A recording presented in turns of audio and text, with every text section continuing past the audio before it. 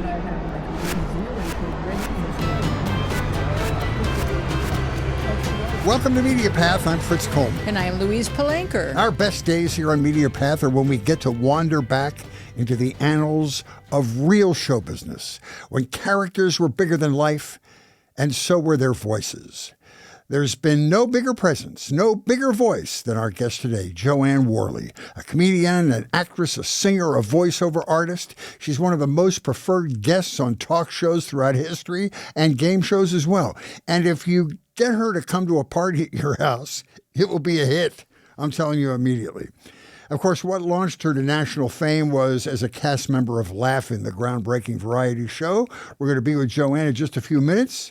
And Wheezy, I want to brag about our YouTube presence. Man, we're expanding so quickly. If you're a newcomer to our show, welcome. We're so happy you're here and hope you enjoyed the content. If you haven't yet, we invite you to please subscribe.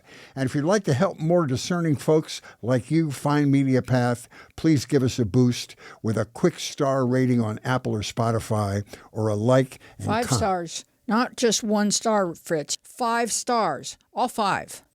I think I trust the content enough to let people make up the number of stars they would like to use. But since you chose to remind them, that's good. Yeah, I'm being specific with my request. And if it turns out that they don't like the full 5 stars, it's your responsibility and not mine. I'll take that. Anyway, and please comment on YouTube. We really appreciate your engagement and feedback. Here's a recent YouTube comment we loved from @Albo9246, our interview with the magnificent actor William Atherton, episode 197. William Atherton is one of my absolute favorites. I would love to see you interview Linda Hunt, or Austin Pendleton, or John Glover, or James Tolkien, Ellen Green, maybe Jeffrey Jones, although I'm not sure of his status at this point. It's too bad we can't hear from people like Vincent Scavelli, Yaphet Kotto, Edward Herman, and others that we have lost. That's true. We're working on getting people who have passed away, but we haven't had any luck with that since. These are some deep cuts. They really are. This person is Good for purist. Her. It's awesome, though. Brilliant ideas. Our producer has her work cut out for you. Thank you so much, and please keep your comments and suggestions coming. Wheezy, what do you have today?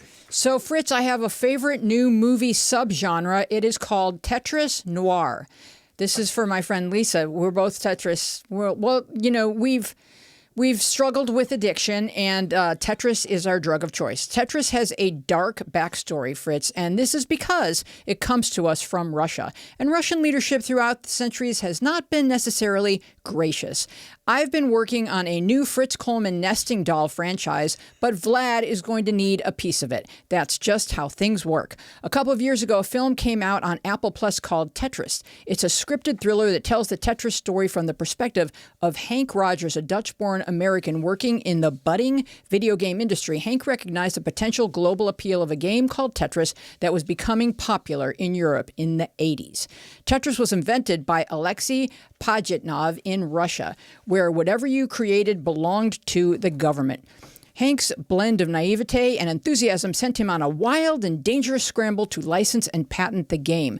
Serving as a co-producer on the design of the game was Alexei's friend Vladimir Pokilko. The two later emigrated to the U.S. In 1998, Vladimir, his wife, and 12-year-old son were slaughtered in their Palo Alto, California home. A new series on Max called The Tetris Murders is a 3-part doc that explores the details surrounding the triple murder that stunned a community. With a knife found in Vladimir's bloody hand, the tragedy was investigated and ruled at the time a murder-suicide. However, specific details still haunt police detective Sandra Brown, who found numerous pieces of evidence that were just not lining up. For example, there were burned documents discovered in the patio grill. Absolutely no fingerprints were detectable at the scene or on the murder weapons. This was a busy household. People leave fingerprints. There were multiple murder weapons and a strange, incongruous suicide note. Directly after the murders, the local detective learned that the FBI was getting involved in the case, indicating that there were darker elements at play here with possible ties to the Russian mafia.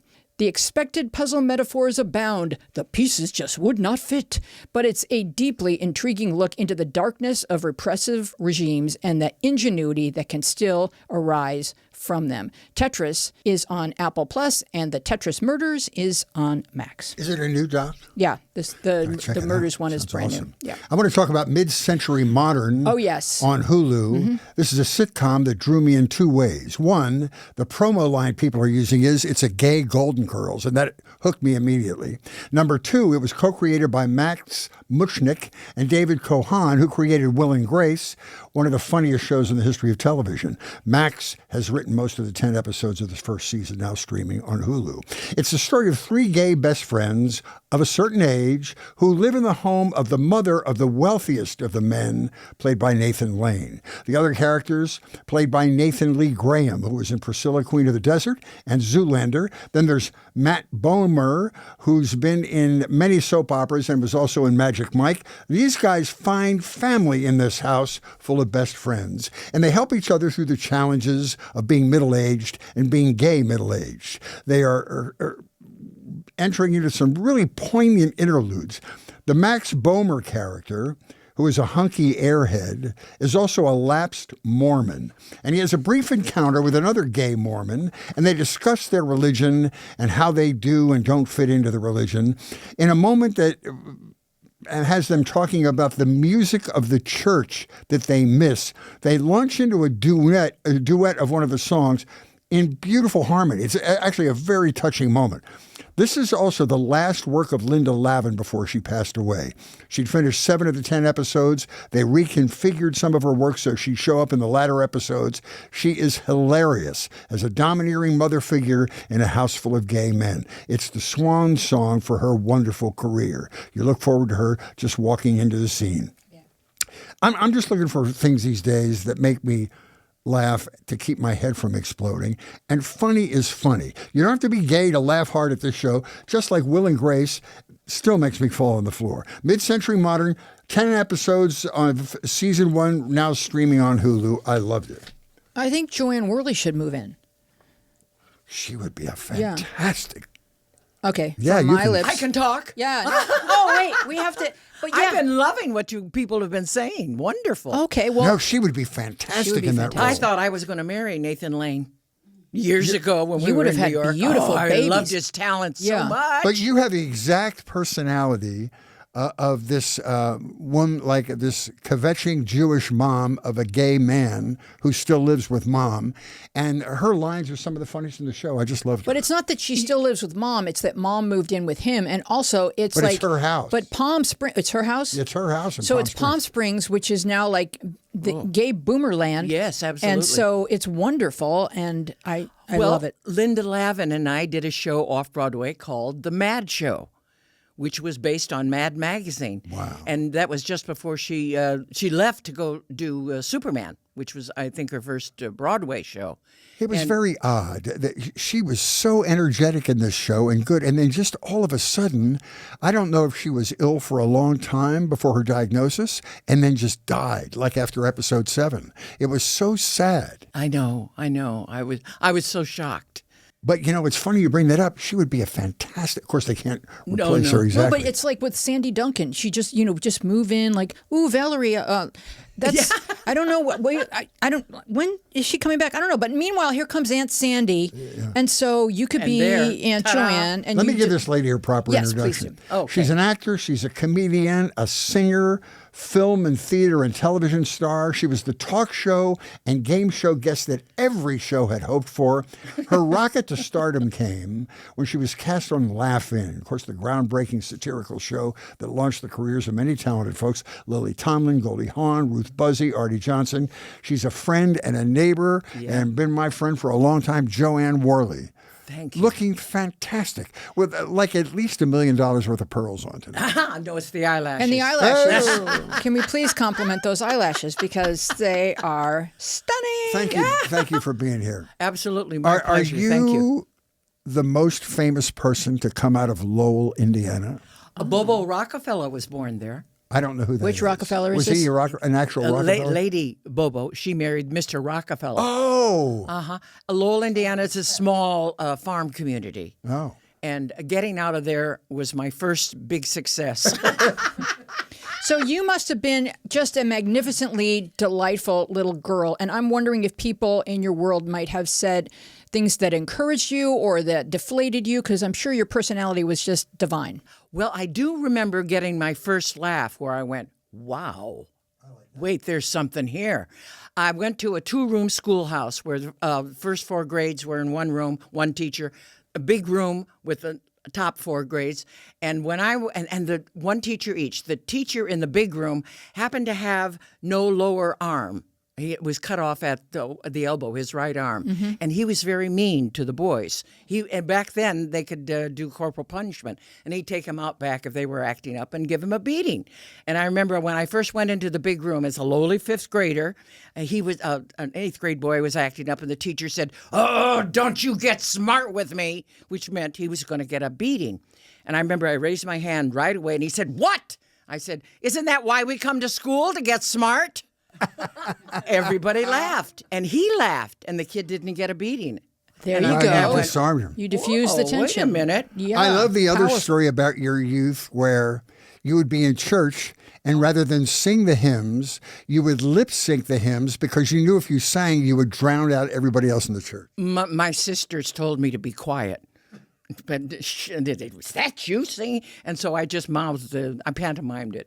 But that's how I started. I worked at a truck stop when I was in high school, and I would pantomime to the record player, the jukebox, and doing, the midnight shifts, which were lonely. And I'd had something to do. And we had special quarters that had a nail polish on it, which meant it belongs to the house. So when the guy comes to collect the money out of the jukebox, he leaves the ones with the nail polish back, because that would be, I What bet a you didn't system. know that. No, that's inside trade. Exactly. Wow. More people could use that, I think, now. Maybe they could use that at gas stations. Now that You can't use quarters in anything now. They take a credit card in a gumball machine. I know. And then you have to Exactly. give them your email address to get a gumball. Exactly. They're- But I was made voted school comedian in high school when I was a freshman, so I guess I was continued doing shtick. Oh, and your girlfriends must have just thought you were the most. Oh yeah, a good group. We had the Miller twins. They were one was blonde and one was brunette. So you always wondered, how could they be twins? You know what I mean? Well, the truck stop may have factored it. But that's where I learned what the word Zoftic meant. Oh, Yeah. wow. So tell us about the Pickwick Players. Yes. Okay. In high school, they had a drama class, which that's where I heard about Pickwick Players. There was an ad in the back of the Theater Arts magazine for apprentice, and I wrote away, and they said, "Oh, send a letter of recommendation and your credits, what you've done." So I had done different shows. One show that I did, I wrote on my credit page, "Christmas Without Sheila," and I played Sheila. Uh-oh. Which gives you a clue. It's a small part. But they asked for this letter of recommendation from either your drama teacher or English teacher or whatever.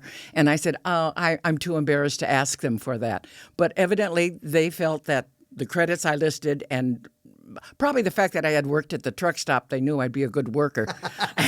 And so This I was was right after high school, correct? right out, senior in high school for that summer. And I got on the train from Chicago to Nyack, New York, which was where Pickwick Players was, and earned the scholarship to a college in Texas.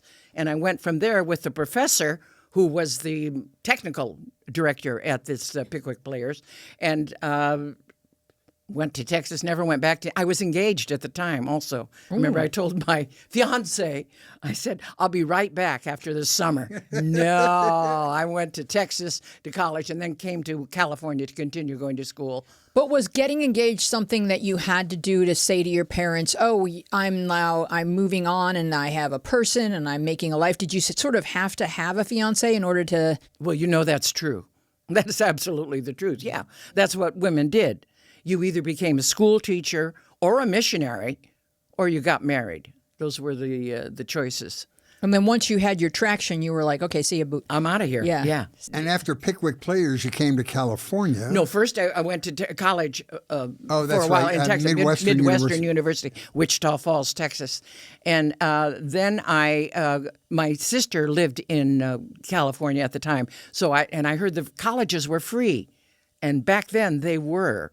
Los Angeles City College was free and a great drama department. So I went there for a while, and that was very invaluable because that's with other people in the business. That's how you learn where auditions are and, what to do. And that's how I got started. And then Pasadena Playhouse. Yes, I went there for. I've been reading a lot about that. I evidently. Because about How Pasadena nosy. Playhouse. You know why? Because there's a new documentary about Gene Hackman, God rest his soul. Oh, yes. And he went there too, and I just know Yeah. that a lot of people went there, and I'm fascinated that you went there. And Yeah. who were the classmates that you had there? Well, may I mention my Gene Hackman story? Oh, please. I was at a function and I was supposed to sit next to him.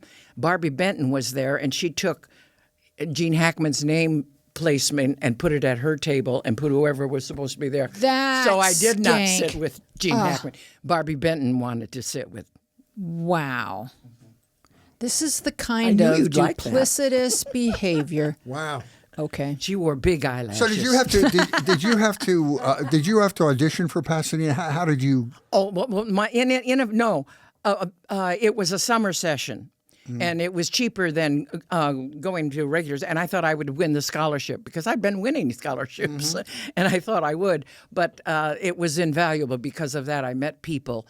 And that's how I learned how to navigate the show business world. And was in your idea to California. be an actor, or were you a variety entertainer? You always want to be a singer and a variety entertainer. Any or door just- that opened. Oh, okay. Any door that opened, I was ready. Oh, I'll show you, and you'll love this. This is my original You brought some great pictures. picture to show that I'm an actress. You see how my dramatic. You're very Look serious. at the various moods that you as long as represent. you have a long Yes. cigarette holder, that means you're drama. I look yeah. at a young Simone Signoret when I look at your picture. So That's what I think I got that when I was at Pasadena Playhouse, and that's what the other actors told me. You need to have a composite picture. Sure. And Is that good? Of showing all your different sides, how you can be very dramatic. Now, you put together a nightclub act. Was that to perform and also to sort of showcase the range of your capabilities? Showcase was not in my vernacular. It was to do. It was luckily because I wasn't able to sing in church. But because I was funny, the very first show I did when I was in Hollywood, when I came here, was Caddyshaw in the Mikado. Now, you know that's a heavy singing role. Yeah. Am I correct? But I was funny. You got to know. Of course. We had the big Japanese sleeves, and I put a brown paper bag in the sleeve, and inside the bag was a tomato and a salt shaker. And Oh, while fun. the Mikado is singing his I got a little list thing, the Japanese court, supposedly, on two benches on either side, supposed to sit there and listen to him. No. I took the brown paper bag out of my sleeve, took out the tomato, licked it, sprinkled it with salt, took a big bite, and offered it to the audience. Oh my God! Wow. Why I wasn't fired on the spot, but I was getting big laughs. Probably the biggest moment in the show. and did you keep it in after that? Yes. Oh, that's great. Yes. And from that, one of the other people in the show said, I think you might want to go to my voice teacher. And luckily I did. And she taught bel canto. She had been an opera singer. And Miss Long, Vivian Long, bless her heart, I went there, and that's how I learned how to do that stuff. Really? Yeah. Wow. But you asked about nightclub, and that Yeah. was out of necessity. When I was in New York, I had friends who worked the different clubs in the village. And so in those days, women were not speaking. They were not comedy funny. If there was one or two, Phyllis Diller was way ahead of her time. So you mean just singers and Just- dancers? So I sang comedy songs. Okay. Or I made up things funny or did parodies of songs. But essentially, it was a singing act. And I had a wonderful manager who saw me and said, don't you think you should be talking? And I said, "Oh, yeah." So that's how I started talking on stage, and obviously a lot of ladies did. And you did the L.A. production of Billy Barnes' musical Review, which went to Broadway for 6 spacious performances. Yes. But the irony of that is you're doing or have done recently a Billy Barnes salute as a fundraiser for his foundation. Yes. Yes. Actually, I was in the Billy Barnes Review when they, meaning Jackie Joseph and Ken Berry and the original company of Billy Barnes Review, went to New York and went to Broadway. I was in the second company, but then I was in the original company of a show called Billy Barnes People, which went to New York right away and closed right away. But Billy Barnes Foundation is a foundation that we're doing. It's called the Billy Barnes Bash, and it's on April 29th at the Catalina Jazz Club. Oh, fun. Ooh. And we will all be doing Billy's material to raise money. His foundation is for scholarships for kids in show business, which I wish I had known about. And Well, help folks understand who Billy Barnes is and his history. okay, if you ever see a rerun of Laugh-In or saw it, if you saw anybody at the grand piano playing the piano, that was Billy Barnes. He also wrote all the special material music that you heard on the show. Like, what's the news across the station, information, and also the tribute to doctors or tribute to secretaries. He wrote all this special music. A very Who was impish, funny, ahead of his time guy. your best friend on Laugh-In? I guess I would have to say, mainly we didn't have time to have best friends. We were really, really busy. If we weren't being on camera, we were changing our clothes and our makeup and our hair and or learning a dance step or something. But I think probably Ruthie Buzzy, and I still talk to Ruthie. She lives in Texas now. Yeah.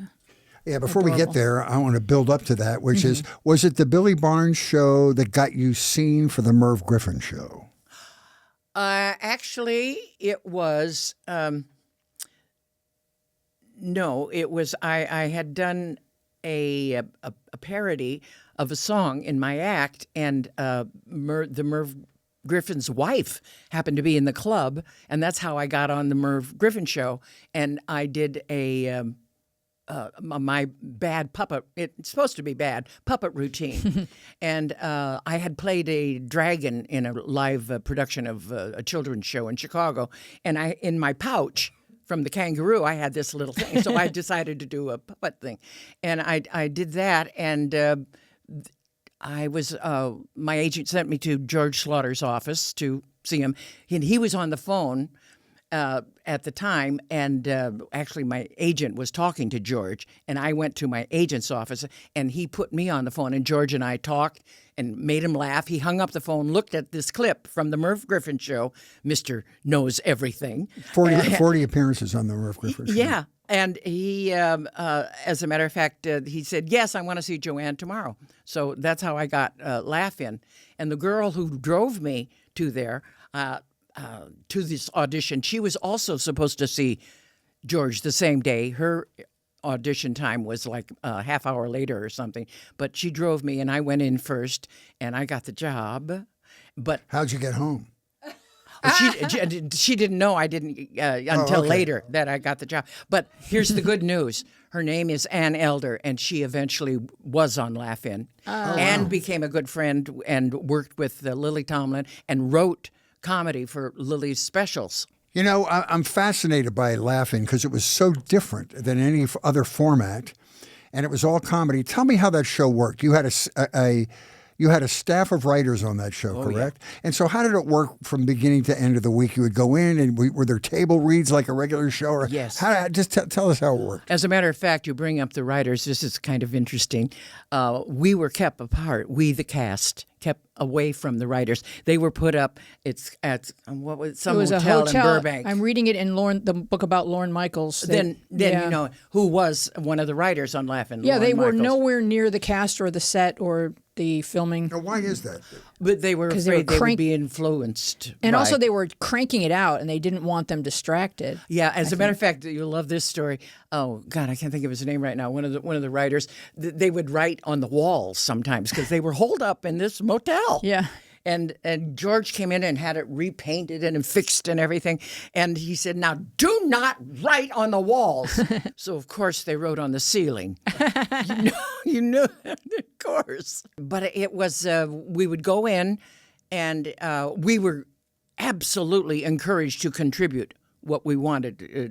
There's certainly characters that Artie and Ruthie did, and Lily, whatever. We were all, and I did a lot of my little shtick. They would learn to write to your strengths after a period of time, right? Yes. Or we were encouraged, and that's a wonderful way to work because you're involved. It's a together thing. Was it dangerous to climb up those ladders to get to those little windows? Yes, if you're wearing a miniskirt, which we were quite often. Yeah, and what was dangerous also is opening those doors and closing them. You can get a hand, an arm caught, or somebody. Dick and Dan would stand down there. And are my eyelashes too big for this No, microphone? but you're a little shy. See if you can. I know. Don't So hide your light. I do that Yeah. song. You and I were having a conversation, and they shot your little segments individually Yes. and cut them together, right? Oh, yeah, absolutely. Wow. And that's why I've been enjoying watching some of the reruns that are on right now because there's stuff that I didn't know before. I think I mentioned to you that Marcel Marceau did an imitation of me, which I didn't know about until I saw a rerun. And he is in pantomimes, right? He doesn't talk. Wasn't you want as to know loud what he as yours. did? What? Right. Okay, he had a rubber chicken in one hand, and you know how he investigates things. You know, he looked at it like this, and then he took the other hand and went, Marcel Marceau, without a word, without having to go, ah! But that was your signature move, and I'm sure there were kids all over the nation doing Well, that. you know why I did this? Because they would billboard us, saying, on the show is, and the arms would be out that little window. And I said, oh, what here? Oh, okay. Shirley Temple did that, yeah. Right. Adorable. Were you there for the famous Richard Nixon episode? He was, that was done in the privacy under the dead of night. Oh. He was brought in through a back door and at a time when we all were not there. Paul Keyes, who was the head writer on Laugh-In, was a speechwriter for Nixon, and that's how that happened. And I understand you talked to George Slaughter. Did he tell you that he sometimes feels guilty Yes. about having him on the show? He did feel like it may have. Yeah. But at the time, Softened him. It was so out of context it was perfect. Oh, it was just perfect. Now, he Of didn't course. do it maliciously to try to make a political point. He No. just thought it'll be so ironic to have this guy. I know. It was Say, so fuck funny. it to me. Was there anyone from your childhood imagination that you got to be face to face with and having a conversation with on Laugh-In or anywhere? Oh, well, anyway, Jerry Lewis. Oh, yeah? Growing up, Dean Martin and Jerry Lewis were, I wouldn't miss them. So when I got to be grown up and in Hollywood, Jerry was having something called a comedy workshop at Paramount because he was the number one guy at Paramount. And Lucy Ball, of course, had hers at Desilu. So, and he auditioned literally thousands of comics in the fishbowl at the studio, which means they can see you, but you can't see them. And I asked him, because I did his show a couple of times, his television show, why he chose me, because there were very few of us chosen to be in this work. We were being groomed to be in his movies, was supposedly the thing. And he said, because I said, when he asked me, why do you want to make people laugh? And I think I said something to the effect of, because I have to. And he understood that. Yeah. Yeah. Who were your heroes as a child? Did you have show business heroes? Jerry Lewis. Oh, okay. Yeah, that's why it was such an honor and wonderful. And he'd come into this class, right? And one time he had this big magnum of champagne. And he said, the first one to make it is going to get this bottle of champagne. I can't think of the name of the girl that he gave it to. But there you go. But she sells shawls on the border of Mexico and Texas. Okay. Well, good for her. So So now good for her. you She got the champagne. But Jerry Lewis has famously He said... should have said, oh, no, excuse me. Go ahead. No, finish the joke. No. I don't cut off Joanne Morley. No, it's a podcast, but I don't think I should go that pod. Sure you can. You should have said. No, I forget now. Okay. The timing's off. He has famously said that he didn't think that women were funny. Did you feel that he thought you were funny? Oh, yeah. Yeah.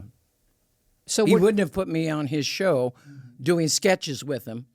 But at that time, as I said, when I was starting in clubs, women weren't talking, even if they were comedians. I was a singing comedian.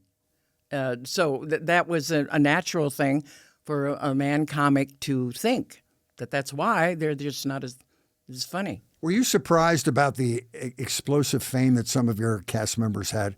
Like Little Goldie? Because she was so lovable, but I know. airhead. And so were you surprised at her? And then Lily, you knew was going to blossom. Yeah, heavenly. No, Goldie was not a surprise because she was playing the airhead, obviously, yeah. and not a surprise at all. And we were all so busy. It wasn't, let's go and say, what about that Goldie Hawn? Yeah. We were all thrilled for her. Were you able to perform while you were doing the show? Could you do like club dates around town? Absolutely. Not only that, if I had a club date in some other thing or film something somewhere, I could take and not do the show that week. That was kind of the understanding. We were all being paid. Are you ready? Scale. Wow. I know, and For that's the why whole most run? people left after 2 years. Wow. Did you have a 2-year contract? Yes, after. That was it, huh? After contract. Yeah, and because of the impact of the show when it was first on the air, people thought that we were on all along, where we weren't. Well, George may have felt that this show was like such a door opener that it would be worth it career-wise long term for you guys to put in that time, because you all launched careers off of Laugh. But we could make thousands and thousands of dollars not doing the show and go and do, something else. But the only two who stayed on the show from the original, other than Dick and Dan, of course, were Ruthie and Artie. They stayed on Ruthie even longer than Artie. But it just was a matter of finances too, and. I left specifically because there was a series being written for me. And so that was, you don't sign up again to do that show if they're doing that. Well, Joanne, since Laugh-In and before Laugh-In, you have logged 59 IMDb actor credits, and you have appeared as yourself 125 times for a grand total of 184 IMDb credits and counting. We like to do a little game called IMDb Roulette, where we say one of your credits and you tell us your memory of what you did. Fritz, you want to kick it off? Yes. This is one of the first shows that I ever remember really loving on TV. The Many Loves of Dobie Gillis, 1960. You played Myrtle Tarantino. Myrtle had 5 children. Really? Yes. The character. Weren't you like 16? Yes. Okay. But it didn't matter. Yeah, you either have 5 children or Early you don't. bloomer. And that was my very first television show ever, was that. And I was thrilled to do it.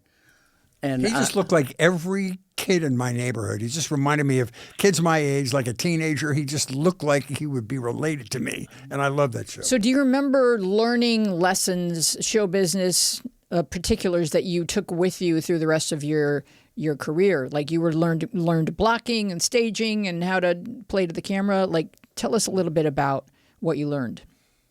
out of necessity, if you want to portray something or get something over, you learn how to do it, and you don't deflect with something over here, right?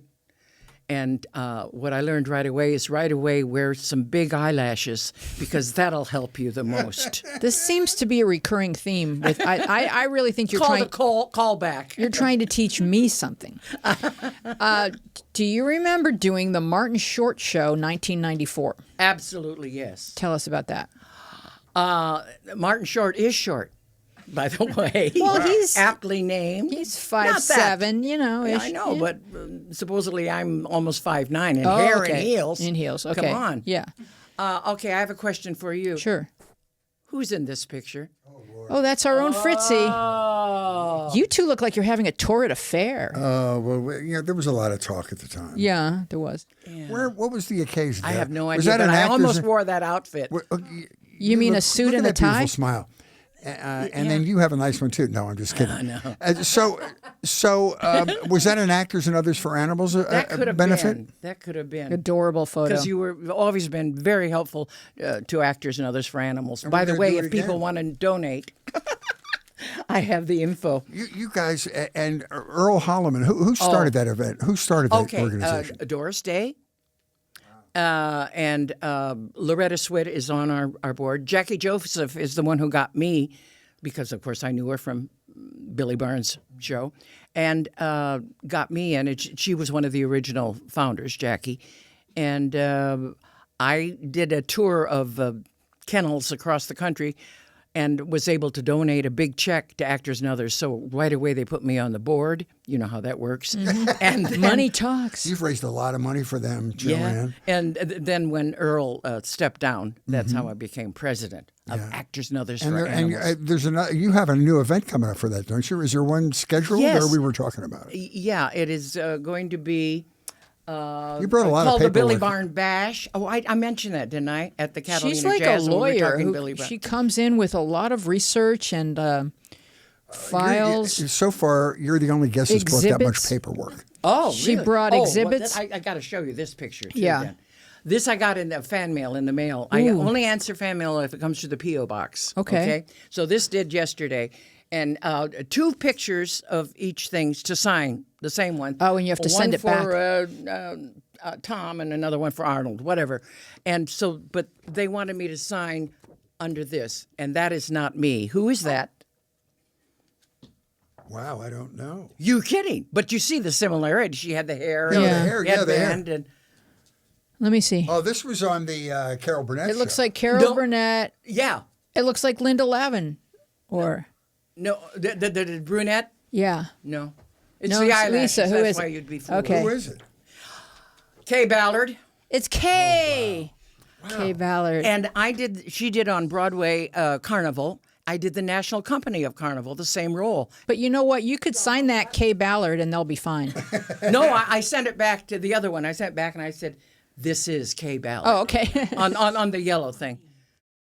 Speaking of Broadway, you understudied on Hello Dolly, right? I stood by for Stood Carol by. Channing. I was But gonna she say, You never know was it the Carol difference Channing? between an understudy and a standby? Carol Channing's It's about Pay. $500 a week. And Carol Channing's never sick. Oh, absolutely. I know that. She told me that herself. I was vocalizing outside her dressing room one night because I would have to be there, a certain amount of time. And she came out and she said, "Joanne, don't worry. If you ever have to go on, you'll have at least 2 days' notice," which means the president wanted her or something. While I was standing by for Carol Channing and Hello Dolly, I was also at Second City. Wow. They had a theater in the Village. Yeah. Wow. So I was getting 2 paychecks. Was that improv at that time? Second City Improv? Yeah, but worked out improv. Oh, okay. The sketches were arrived at through improv. Okay. So, you would have the work. But then when you do your show, it's a set show with the opening and, Right. So, leeway. Fritz, let's get back to our game. I'm Number Or 3. back to the game. Number 3 is Fritz's. Oh, Boy Meets World. Oh, yeah. You played Mrs. Stevens in 1999 on Boy Meets World. Yeah. I think you were showing. Next. You were well, I can Was help that a you bad remember. experience? You were showing no, them a no, house. there was no bad- It was yeah, it was Corey. wonderful. Corey and Yes. what's his girlfriend's name? Sienna or Sierra or with, Topanga. What? Oh, I'm sorry. We're on Some camera. canyon, and you were showing them a mind. house. They were going to move in together, and you were the real estate agent. I saw it on YouTube. That's good for you. So yeah. do you Jeff remember? Sherman was a producer on that show, and he's a friend of the show. He's been on our podcast. Oh, Jeffrey Sherman. Wonderful. Yeah. Yeah. All right. Let's see if you I remember. still get. Oh, there I am. I still get residuals from that. There you are. Mm-hmm. See, So thank you. these kids are There not she ready. is. They are not ready to move in together. She's just telling her mother she's engaged so she can go and do show business. Yeah. Number 4. This is 1965, Joanne Worley. There was a show called Girl Talk with Virginia Gray. Graham. Uh-huh. Do you remember being on that? Yeah. Absolutely. Tell I us. did it several times. Is Yeah. that a talk If show girls were or- not allowed to Talk. talk on a stage, how the hell were they allowed to talk on television in 1965? Well, that's different. Okay. It was like an interviewee show. So was it like The View? Yes. Not exactly like The View. More, there would be topics and things like that. And it was just women's opinions on things. Wonderful. Okay, I'm going to ask you one, but I want to get back to Hello Dolly, because what's the difference between a standby and an understudy? Other than $500 a week? Yes, right. Okay. The real difference is a standby is somebody who is not in the show. Quite often, the understudy is someone Has who is another in role. the show. I got you. And a standby is on call in case. So you don't have to be there every night. You have to check in every You have to so check in. before I would go to Now, Second did City, you- it's a call to the stage manager. And So let me ask you a question. Before answering machines, did you have like a service where someone took your phone calls and then you checked in with your service to make sure that you weren't needed somewhere as an actor? No, I would. At one point, I did have a service, but not a. But if you're that's a call I would have to make. And Okay. you're supposed to make it at half hour. Okay. At half hour, you make the call and Right. they say, so it's like jury duty. You have to call in. Yes. Okay. The Dating Game, 1967. Yes. The man I chose was not able to take. The trip was to Liechtenstein. Ooh. Thank you. How do they pick these destinations? How so could you not want to romantic. go to It's Liechtenstein? so romantic. Well, my person I chose was doing a television series and wasn't able to go. So I asked my friend Jack Riley. You know Jack? Oh, yes. Jack Riley. So Jack and I went God to bless Liechtenstein. And no one tried to murder you. I know. Oh, and they send a quote unquote chaperone with you, Right. Who's actually somebody who works on the show. It's like a little perk, and they're supposed to make sure that no hanky panky. No funny business. Yeah. All right. This one I know I want to hear stories about because I'm obsessed with it. The Match Game. I love doing the match game. Yeah. Because we were encouraged to obviously to win for the contestants. Mm-hmm. I mean, if you see anybody mucking around and thinking it's more important that they get a laugh than when the money's on the line. No. So first and foremost, it's that the contestant is served first, and then whatever else happens is okay. Right. It seemed like everyone maybe had a cocktail right underneath their little table. No. Maybe they did. I know I didn't. Right. But it had a fun, loose thing. Like for me as a kid watching it, it's like, this is what sophisticated, funny, smart grown-ups were a little naughty. Like it was like a window into grown-up life for me. Yeah, and quite often the questions would be phrased so that there would be a little naughty answer. Yeah. So that's why. Did you do Hollywood Squares as well? Oh God, yes. That's how I met our mutual friend Roberta Kent. Aw. Yeah, Squares and Peter Marshall. So widow recently donated books of his and CDs of his to actors and others for animals, which we are putting up on eBay. To the benefit of actors and others because they love their doggies, both Peter and Lori. He was a lovely man. I used to run into him at the Pacific Pioneers of Broadcasting, which I'm yes. sure you've been to. Yeah. And he was just a very nice man. You could ask him questions for hours. He was a know. great guy. Great singer. Now, you were on this show 3 times.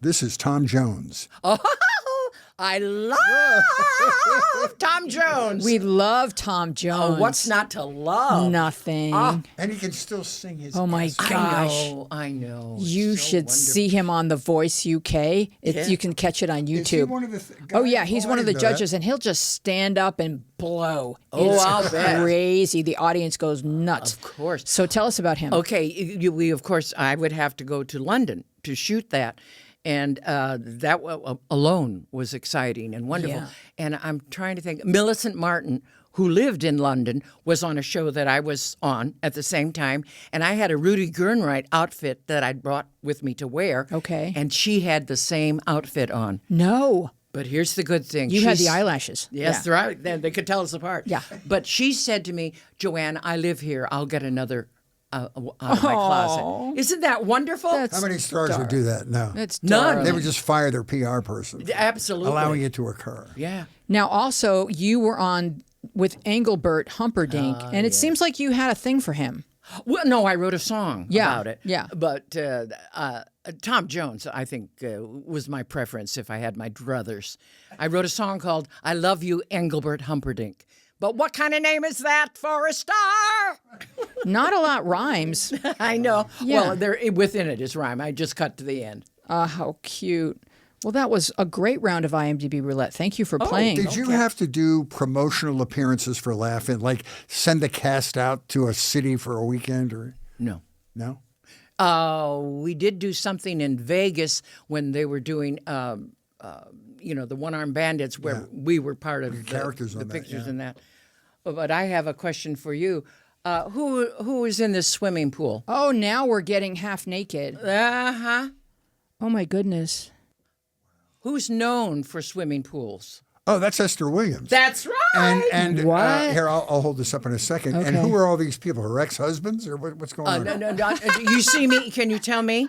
Tell which yeah, one sure. is me? You've got the hat and the The eyelashes. Oh, okay. And the eyelashes. yeah. They help you paddle. Those My eyelashes. friend Todd Sherry is there too. We had Lorenzo Lamas Yeah, we had Lorenzo here on. one time. Oh, He's a interesting. Yeah. disgustingly handsome man. I know. He really is. Just very It's handsome. okay. When she wrote her book, I understand that the I'll get a photo of it. editors expected her to make some kind of what shall we say? Make a splash. No, it's something dirty or something yucky. To put something down. No. And she mentioned that Fernando liked to wear her girdles. Was it That's true? why he looks so good. Well, that's very interesting. So you, with all those IMDb credits, and with you being so recognizable, your face and your voice and every lovely thing about you, which one of your credits has the most devoted and active fan base? Now that Beauty and the Beast. okay, talk about that. Oh, yeah. I played the voice of the wardrobe. And I remember when I went to audition for that, it was raining. And I didn't know. Now I get very nice residual checks from that, and lots of fan mail. And I get there's something called a little toy, which is of the wardrobe that comes in a box. Funko is Okay. You're for You have an action figure, yeah. And to sign the box for the Funko wardrobe and send it back. It's kind of bulky, I might add, but they've got it figured out how to send them, and send quite them. often they send a special pen because they want to. Indelible. Yeah. This is an inside baseball question, but are residuals from films greater than residuals from television? Depending, sometimes you open a residual check and you laugh out loud because it's like what? The stamp costs more than that.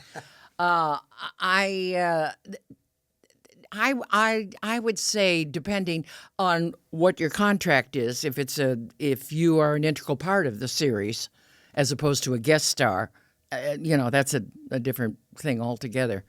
And it times out. I think there's a year. There's a time where then it's up for grabs, and you don't get any. Would you have a contract for a certain number of appearances on a game show? No.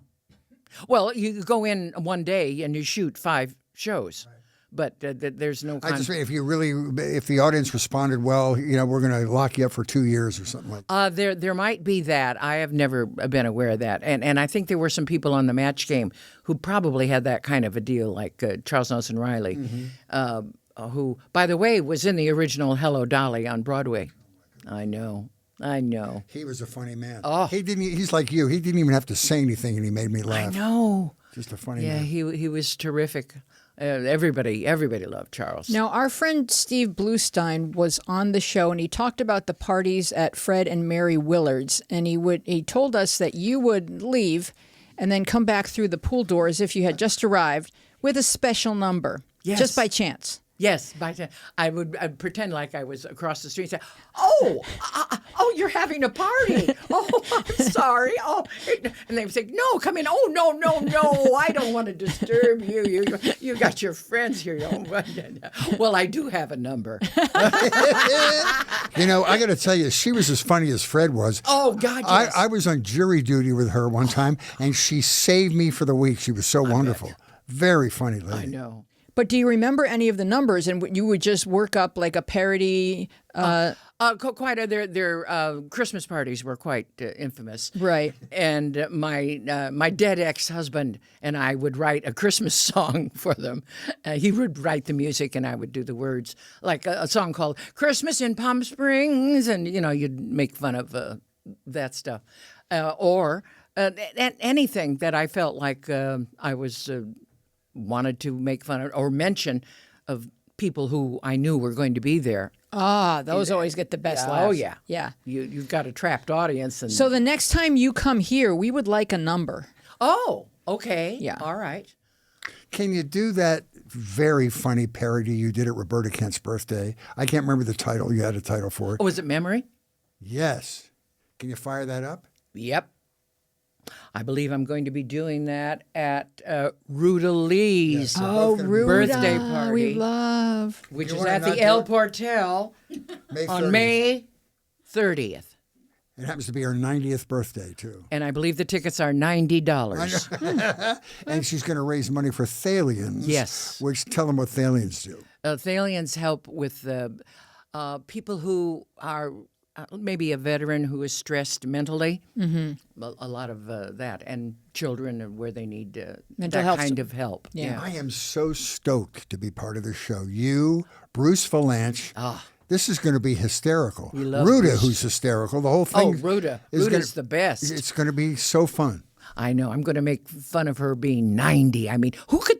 Yeah, that just doesn't go with Ruta at all, no. does it? She was on here. Yeah. And hear her talk about her Lithuanian background is not only touching, but she's sharp as a tack. Oh, yeah. Remembers all the details. Pretty amazing. Yes, I know. And so beautiful. Bless her heart. We'd like to hear the number. Midnight, I wake up and remember that I left the door open with the groceries outside.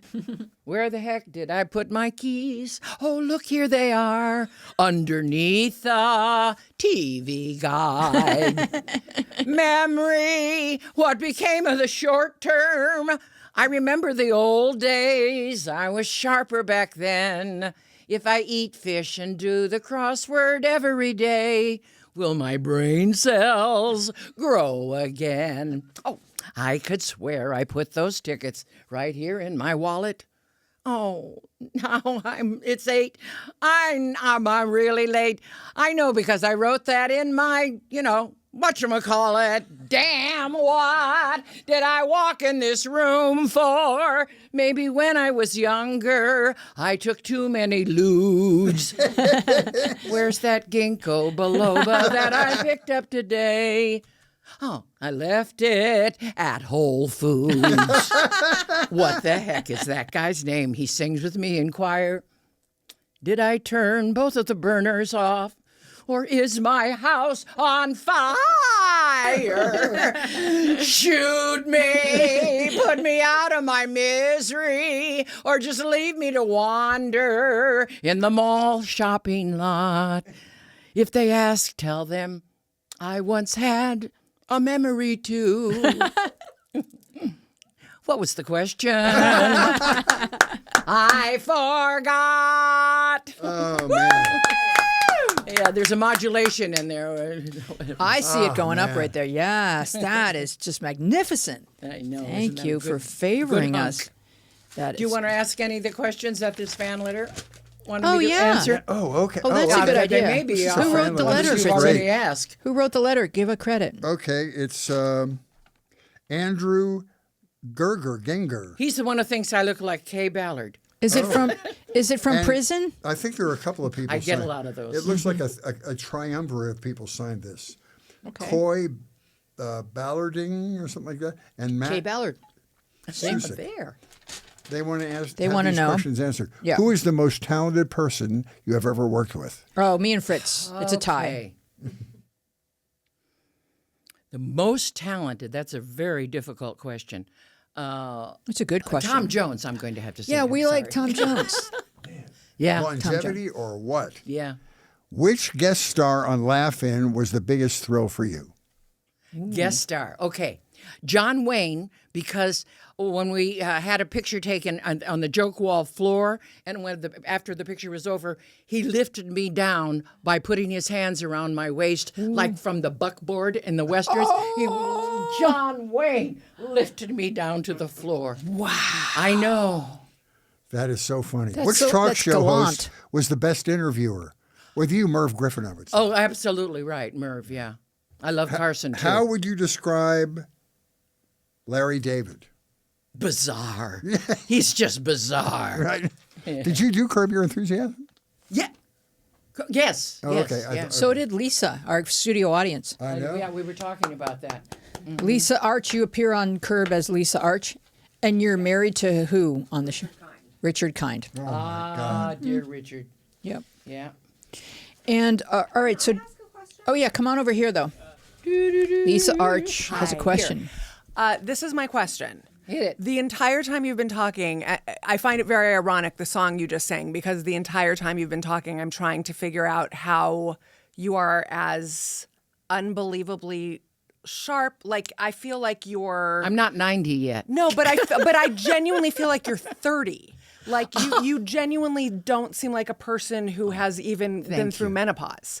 So I Oh, ask Oprah. same right, exactly. So I want to know how, to what do you attribute your incredibly sharp mind, the fact that your sense of humor is still as sharp as it was in your youth, and even remembering all of the Lyrics. not just the lyrics, but the details of the work that you've done and who you've worked with. I just find that to be incredibly Thank you. inspiring. No wonder your husband loves you. Oh, he does. But doesn't your performance, I mean, I see these people, your ability to still perform keeps the juices going, doesn't it? Oh, yeah. Yeah. mean, It's you like a worked with- moisturizer You work- for your brain. You worked with Bob Hope many times. And Oh, you want to hear my Bob Hope joke? Oh, Please. please. Okay. When I first moved to Toluca Lake, on our honorary mayor. Yeah. You're right. When I first moved in, at a street, there was a street to the side of his house, and I had the house on the other side of that street. And when I was doing one of his specials, somebody on the set said, "Bob, Joanne just moved in across the street from you." And he said, "Oh, good. Tell her to come by and borrow a cup of money." But he was a guy, and there was another person like this too, Jonathan Winters. Oh, yeah. Who, when you would see, Bob handily admitted he was too vain to wear glasses or hearing aids, and he couldn't hear or see, and so he would just sort of dodder and be tenuous when he was walking around, and he looked his age. But the minute he got in front of a microphone, boom. Yeah. And speaking of Fred Willard, here's another one. Oh, Fred. I just saw him in something last night on television. Best of Show. I saw it's, that. it's always like a so funny. wonderful present to see. So they were having the San Fernando Valley Film Festival, Yes. which was started by Susan, the married to the man who did Judgment at Nuremberg and A Mad, Mad, Mad, Mad, Mad World. Anyway, he knew it was a mad, mad, mad, mad world, and that's why they invited Jonathan Winters to be the guest of honor. Well, the guest of honor at these things always goes on last. So Jonathan Winters shows up at this event at like 2:00 in the afternoon because they sent him a limousine, and they were shocked. They said, "Jonathan, we don't have a room for you or anything. There's just, the show starts at 8. You'll go on at like 10:45. You're the last person." He said, "Don't worry about it. Just put me in the showroom." So for the whole, they're putting the decorations on the table, the silverware, the plates. Jonathan's just sitting in the corner, being really quiet, and he was old and not in fabulous health. And then we get to the end of the night and I said, "Ooh, I don't know that this is going to be fun for me to watch. He's such a hero of mine." So at the end of the night, I was going to introduce Fred Willard, and Fred Willard was going to introduce Jonathan Winters. Yeah. So he introduces Jonathan Winters, and Jonathan's way in the back of the room. And so I just had a sense that I better go help Jonathan get to the stage. So I went and helped him. It took him like 4.5 minutes to get to the stage.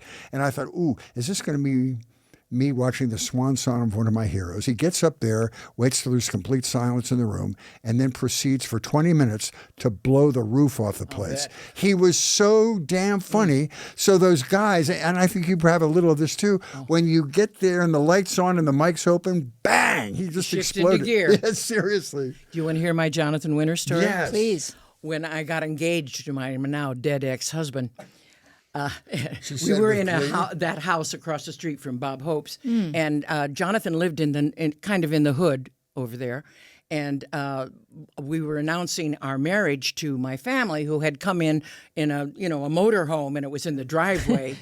My father and some nephews and whatever, my sister, and we were all in there having food. And there's a knock on the door, and it's Jonathan Winters. Wow. Said, I saw the car in the driveway and I thought I'd come in. He came in and, like you said, did 20 minutes. I know it. And of course, my family was just What put happened? away. Isn't that amazing? Yeah, he would do that in restaurants. I would go to that La Scala Presto. Remember that little restaurant in the Disney building? I love that. And he would come in there at night and just walk from table to table and do 5 minutes. Are you going to eat that bread? And he was Yeah. hysterical. Yeah, it just fun. He was just fun. Now, Joanne, you've brought with us some show and tell. Now, apparently, you have a prize-winning lemon. Look at that. Oh, From thank the- you for mentioning my prize. Yeah. I was going to say this is a secret. When you ask what is my secret, this is my moisturizer. This is a lemon. Doesn't it look like From a little your pumpkin? backyard, right? It's Yeah, from putting my tree in the grapefruit to backyard. shame. But a little bit of a lemon juice and hot water in the morning is wonderful, as you know. Yeah. Yeah. And that comes That's from a your own beautiful. yard. That's the biggest lemon I've ever seen. And she brought oranges and lemons for everybody. And a From my file on all of trees, us. Yeah. Yeah. May I present that? Please. To your show? Oh, we get to keep the lemon. Oh, thank you. Wow. Or you can carve it for Halloween. Yeah, right. I would love Make to a do great that. jack-o'-lantern. All right. So, what else should we be promoting? I know you guys have the Ruta anniversary coming up. Anything else? Any other? Okay. Any other show and tell photos? For, Yes, I do have another Okay. show and tell. Should I show and tell or just No, make- you go ahead. She'll cut it in later. Yeah. Because I think you gave us these pictures ahead of time. No. No, I'll Not make these, sure. Not this. With Carol Channing, Wow. with Phyllis Diller. Oh, wonderful. Okay, so do you want stories about Yes, that? please. I am I like so jealous of stories. you because you started your cabaret career in Greenwich Village, and I always wished I could have been there for Cosby and Woody Allen and yourself and all these people that started there because it just seems so cool. The coffee shop thing and pass the hat at the end and all that. Well, no, we didn't pass the hat. No? Well, where I mainly started upstairs at the duplex. Are you familiar with that? No. And obviously, it was upstairs, and the bathroom for the upstairs of the duplex was right off. Like, say, this was a stage, not a big stage, enough room for piano, and like that. But the bathroom, so anybody who wanted to go to the bathroom had to kind of go across, tip through, or in front of the person with the microphone working. And one guy, while I was on, of course, went into the bathroom, and I went and locked the door Oh, that's good. and told the audience, I'll let him out when I'm done. And I did. I finished my set and went, and he came out. That's very funny. Yeah. But we got paid. It wasn't a lot of money. No, it wasn't like the Jan folk Wall. singers where they No, passed the no, hat. those are more coffee shops. This had real booze. This place. That's why they needed the bathroom, I guess. Wow. But Jan Wallman's upstairs at Duplex, and Joan Rivers was discovered. She'd be on the bill, and it was we would be each other's audience, other performers, and help each other, right? Yeah. And it was a wonderful, as you know, atmosphere. Very exciting to work. Do you that way. remember seeing anyone for the first time or before they were well known and just knowing that they had it? My little dog? No. I, my mind is going to theater as opposed to stand-up. Okay, Stuff. Go ahead. What about Joan? She had to work hard to get her. Oh, yeah. Yeah. I was in her movie, one of her movies, and I was cut out, I think. And literally, Now, What? be prepared. Okay. Literally because of my eyelashes. Wow. I was batting them in the background and pulling focus. Yeah. You always. And Edgar said, It sounds like you always knew how to acquire business that would read well. you mean funny Yeah, type? like when you ate the tomato and Oh, this that's type of right, thing. yeah. Like you always knew how to immerse yourself in who you were portraying. I did eventually learn that if somebody else is singing, you don't do anything. Yeah. I did learn that. But that was like, my first show. I didn't know. I thought if you were there, you're supposed to do something. Sure, But I did learn. That was your instinct. Yeah. No, I get it. Entertain. Entertain them. All right. Well, I think we're going to wrap it up unless there's anything else. Anyone? Do you have Do any? you have any unviewed pictures in there before we go? No. Okay. No. We've gone through all the material. These two, there's someone I don't know. Okay. Well, maybe we should close on a Phyllis Diller story, huh? Oh, well, she opened her house to Actors and Others for Animals for a fundraiser, and she sold her art. Oh, she was wonderful. Oh, yeah, which was, of course, it went to Actors and Others for Animals. And she also gave me some of her clothes, and as a matter of fact, a couple of her wigs. One is like straight out, and a dress and a coat that had ostrich feathers, and which are in my closet. Wow. Yeah, That's so cool. wasn't that nice of her? Yeah.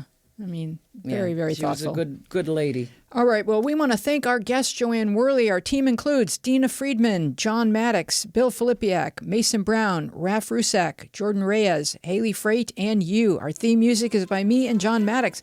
I am Louise Planker, here with Fritz Coleman and Joanne Worley. Be well and wise. Take care of each other, and we will see you along the media path. Thank you to our studio audience, Lisa Art. Cory Booker is still talking. Have you noticed how people are now applauding like this and not making a sound? No. That is. And I understand if you just had your nails done, but other than that, yeah, let it clap rip, let it That's why it's rip. called a clap. Go, Cory. You were awesome. Thank you so much, sweetie. Thank you. Thank you. Really.